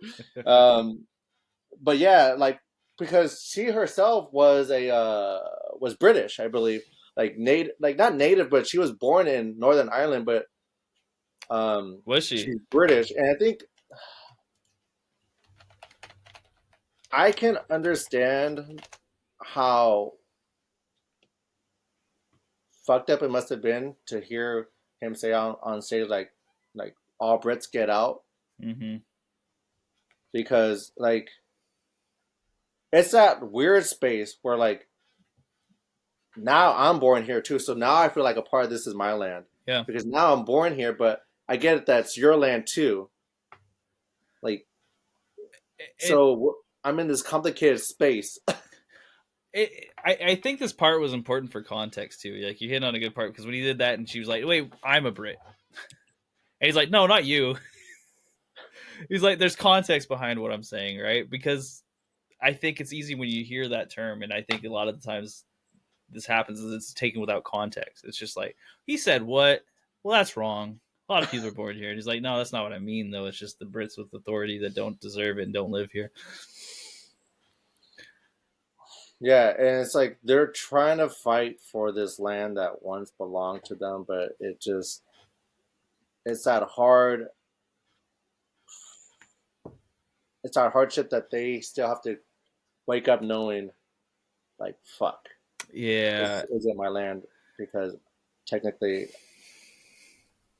I'm not bought out, but my side of the world, my team lost, so now I gotta just bend the knee. mm-hmm. They've been like kind of colonized. The and it kind of is just even colonized. I really appreciated the use of Arlo in this film. So that is I can remember his name, Michael Fassbender's character. Um, Yeah, the dad. yeah, the dad, and I really appreciated his character as like such this hero of the old movement. You know, the movement that was violent, the movement that he needed to go and pretend to fake his death so he could stay away from the cops for. And by doing all this, he ended up hurting his kids because he wasn't there for them. And it's just this was a really interesting character for me because they portrayed it in such gray. You know, it was like he hurt his kids, he wasn't there for them, he didn't succeed in his mission overall because they were still moving away from this Irish identity, and yet he saves his son life and he instilled these values in his son that helped his son kind of break through, right?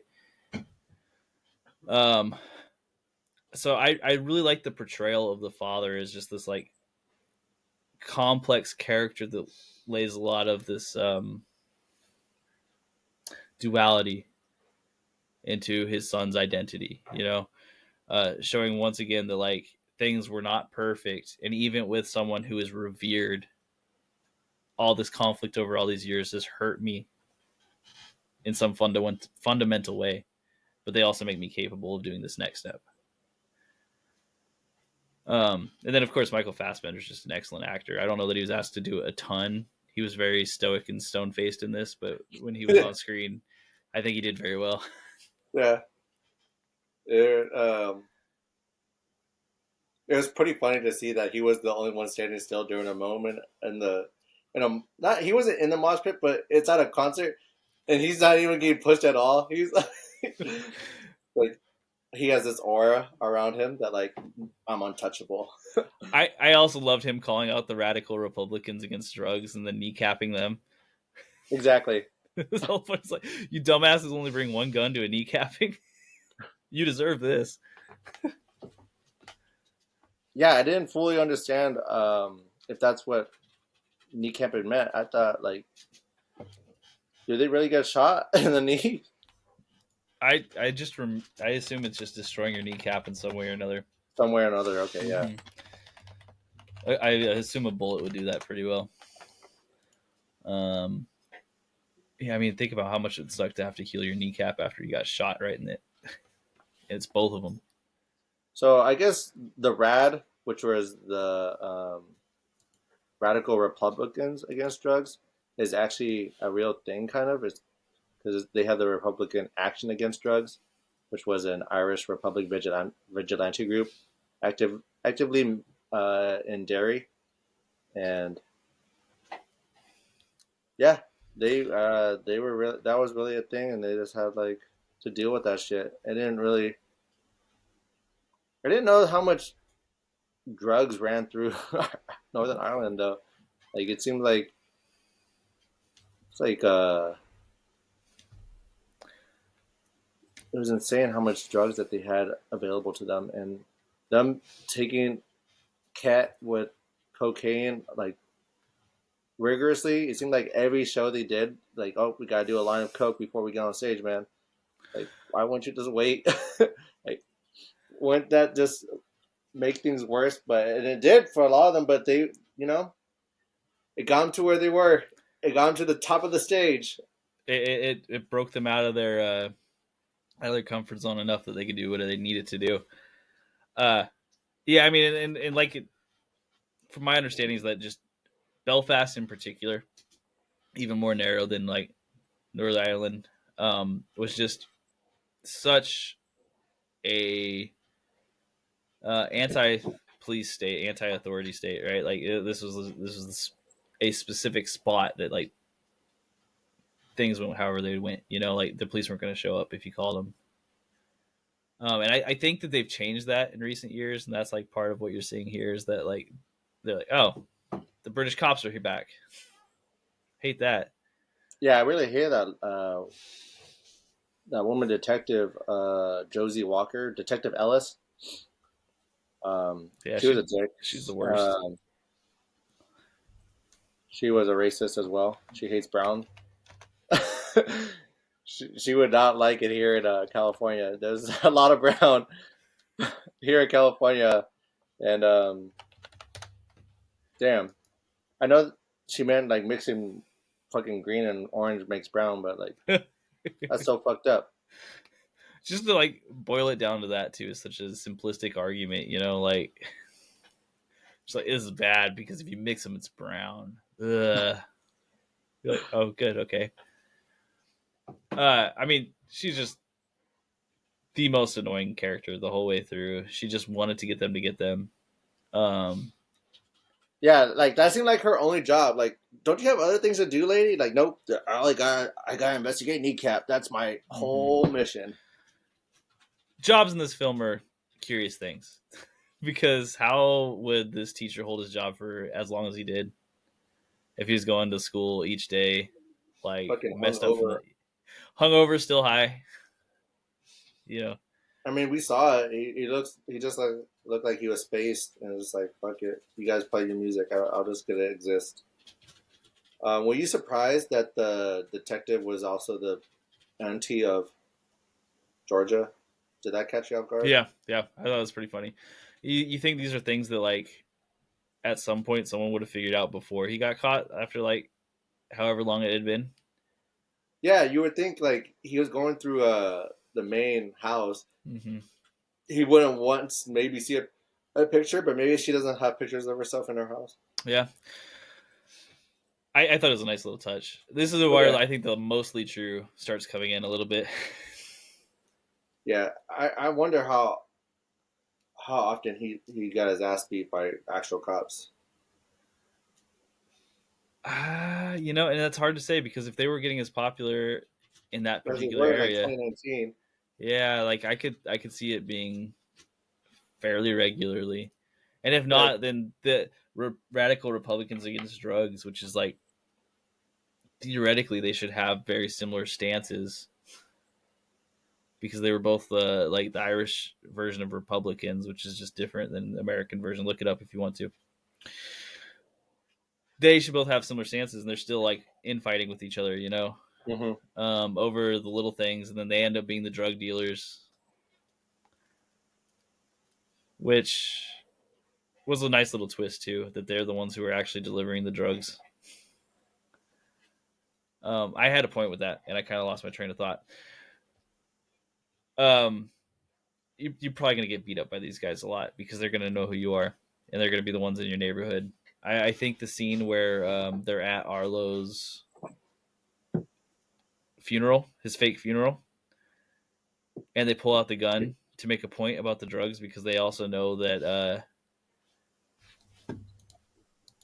Mogley Bap. I'm gonna say his name different each time. They know that he is the son of Arlo, and they're celebrating Arlo, but they're also like, hey, by the way, I'm throwing this warning out in public, so that way they already know if you die, it's because of me. I'm not scared of that, you know. Um, it did up the ante because it was like all of a sudden, oh crap, okay, so these guys aren't just gonna be idiots and beat you up; they're gonna shoot you.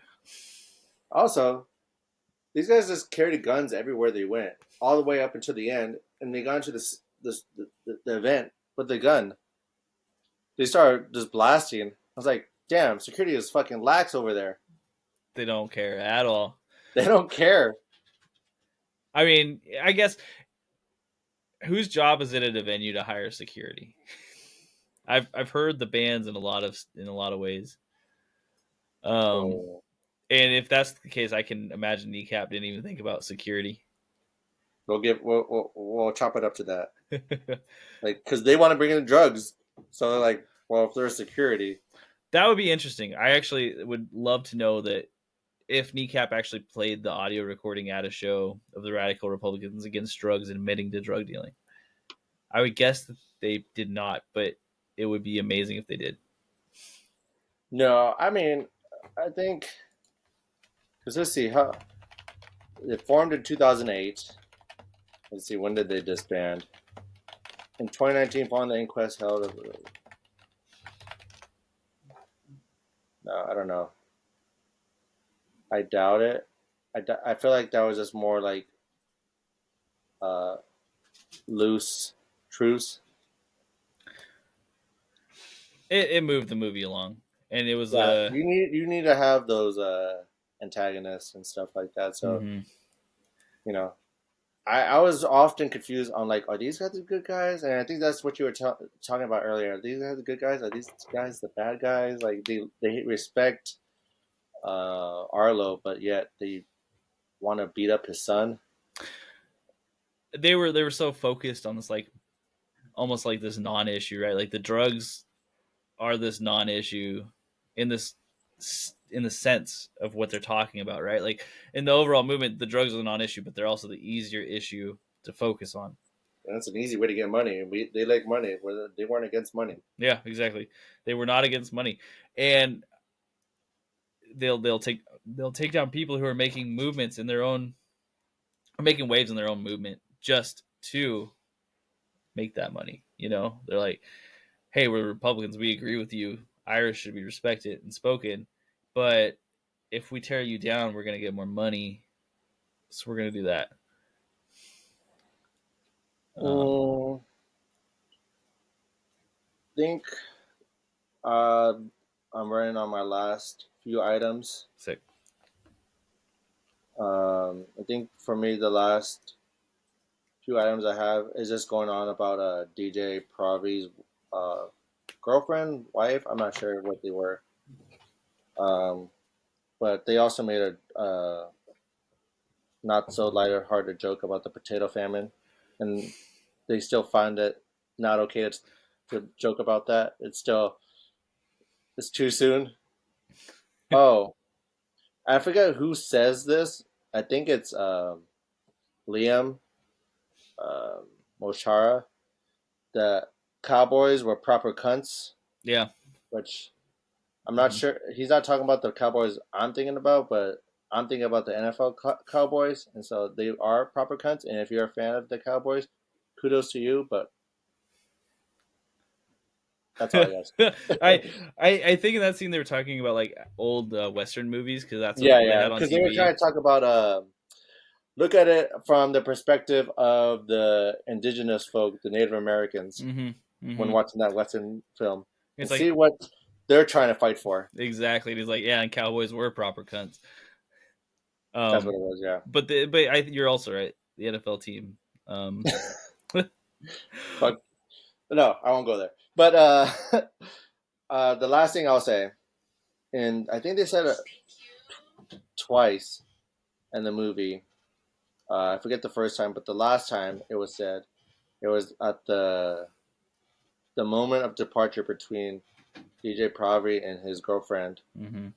um, where she says, "No one is anyone until they are," and I thought that was sweet, but also I don't doesn't really make a lot of sense to me. No one is anyone I guess the way I until they took are. it is just that like success hits you.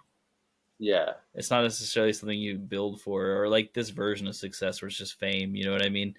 It's like it just happens immediately. Either does or it doesn't. You know?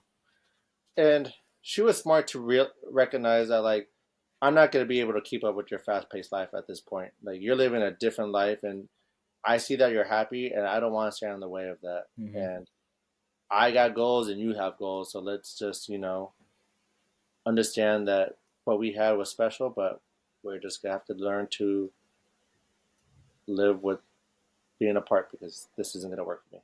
And that was, it's really adult. Yeah, yeah. It's like you can't hate her for it. She's Yeah, breaking up with him, but like it's in the most understandable way. It's like, yeah, you guys moved like this in different directions. I didn't for listeners, I moved my hands in different directions. um yeah, it's just different. Like and she handled it very well because it was never about love. It's like this isn't about love. This is just our lifestyles don't work together.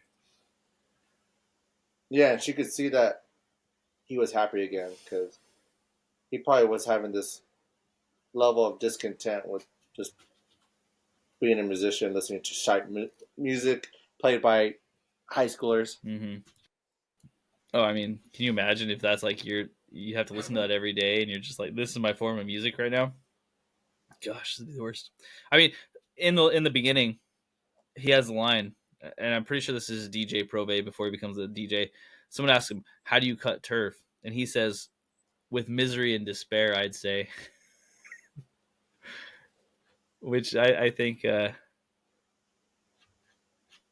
think that pretty much describes his character before he meets these dudes. Yeah, Um, yeah.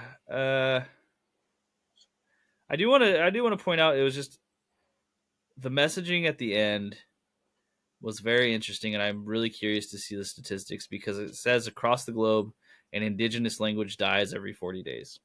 no, I did. I remember seeing that too. I was like, I wonder how statistically accurate that is. Mm-hmm.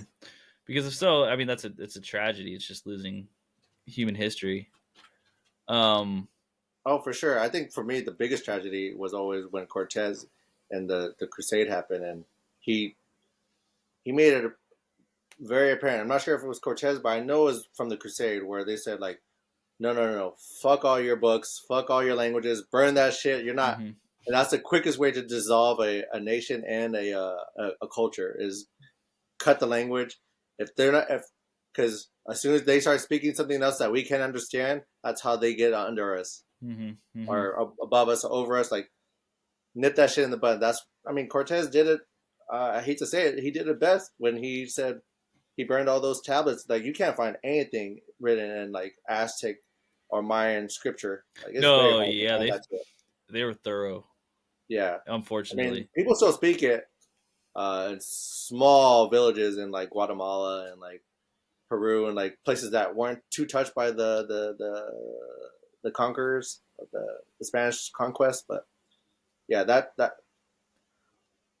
would be interesting to find out where you can Mm-hmm. find a statistics on indigenous languages being fucking eradicated within 40 days. See, and the thing that I love about that conversation is that this is sparked by some dudes who kind of remind me of J Rock from Trailer Park Boys.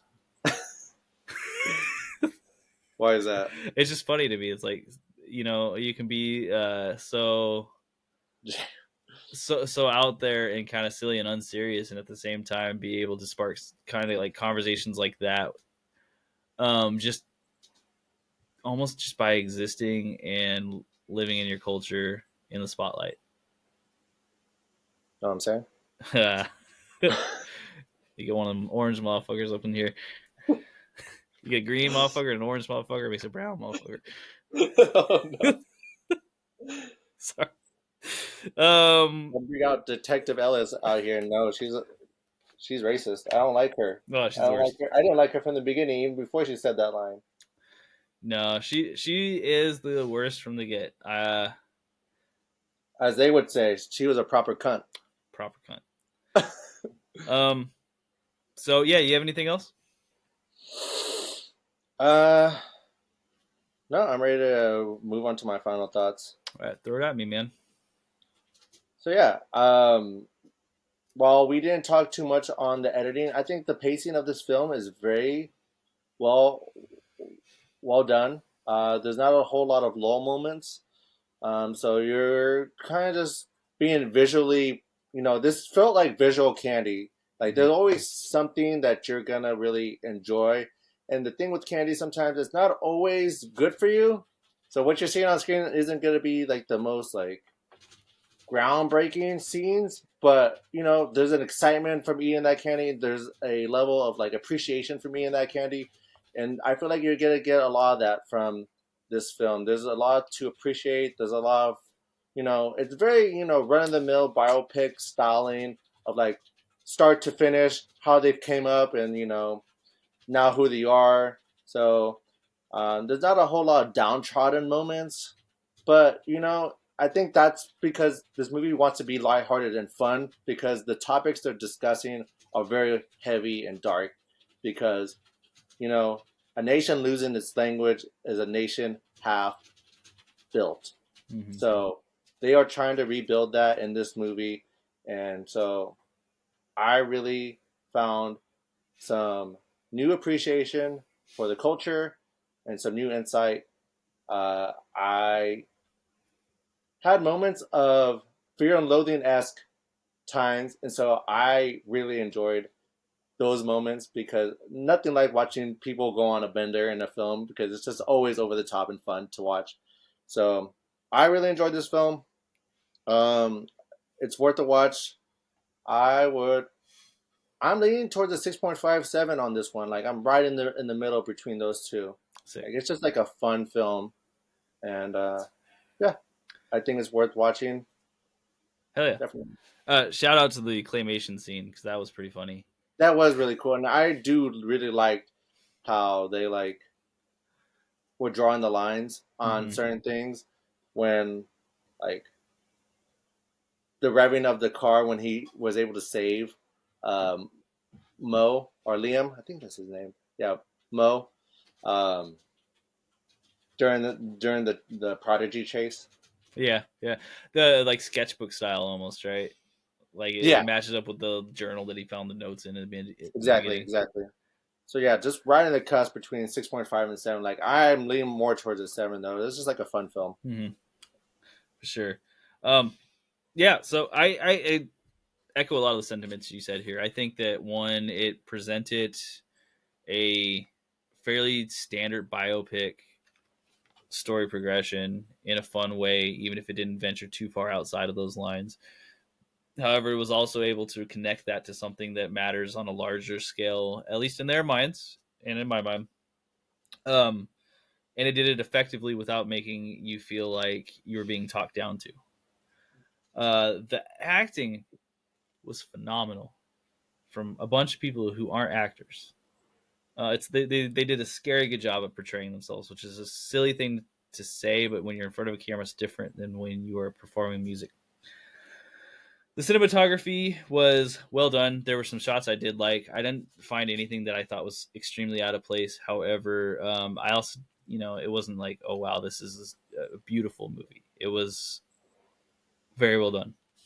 The editing, I give a lot of kudos to for the same thing you said. It was breakneck pace, but it didn't feel overwhelming, except for when I tried to write notes.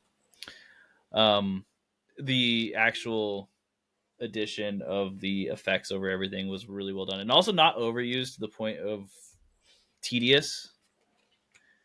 Because I think when you add stuff like the sketchbook effects and stuff, it can get like too much, and they did a good job of holding themselves back and only using it in scenes where it made sense. And then the sound, I mean, it's a movie about music, and they did a good job portraying their music.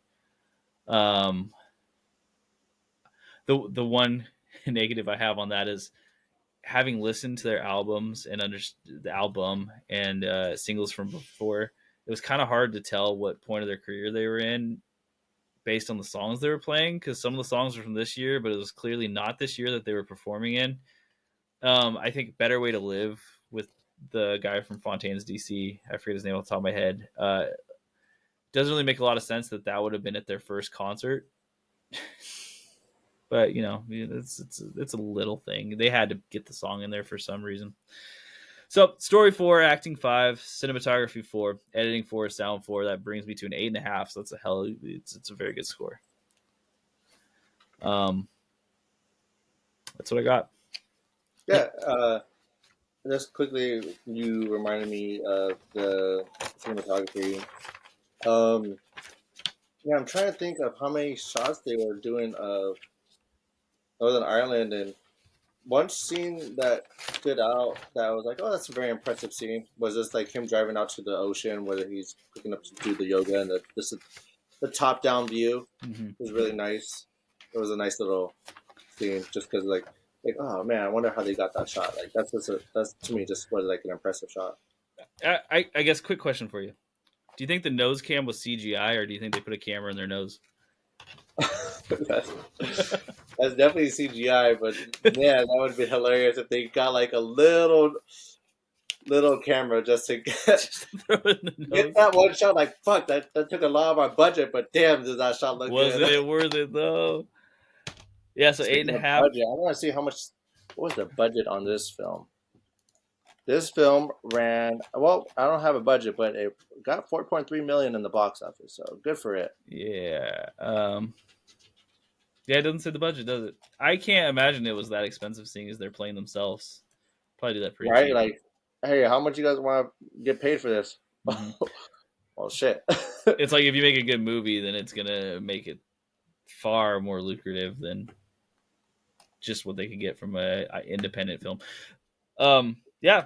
So now that we are done with movie choices in December, we are officially in January. We are back to choosing our own films. Thank you, listeners. Thank you, John. Thank Um, you. it was a fantastic movie to watch. I actually wasn't really aware that it existed as a movie. And I will say real quick, if you get the movie and you buy it on DVD, it's gonna look like a burned copy. I think this is just aesthetic stuff. It works just fine in all my players. It's not a burned copy. But Andrew, you get to choose a movie. So yes, the next few films I will be choosing for us are going to be kind of like a collection from one specific director. His name is Terry Gilliam, famed for the Monty Python's trope. He directed this film known as Time Bandits, a fantasy adventure takes place in 1981. Well, the movie doesn't take place in 1981, but it was shown and released in 1981, and I'm excited to see these next few films and see the arc that you know this story unfolds. Yeah, this is fantastic. This is a movie I've seen the cover for. I've seen some of the artwork for. I'm very excited. We also have our 6 Degrees of Kevin Bacon with Dragon Slayer. That Ralph Richardson is in this movie. He played the wizard in Dragon Slayer. Oh, there we go. We always love to see a tie-in. Exactly. So cool. So check us out. Until then, may the lowest stone in the sea be on top of your head. Stay tuned.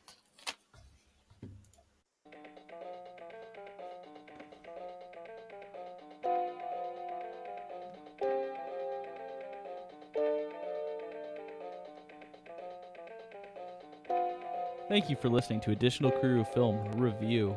If you like this content, please check out our other episodes, and otherwise, please subscribe, give us a good rating. All these things help us to be seen a little bit more. We do have a letterboxed. Name is Additional Crew Film Review.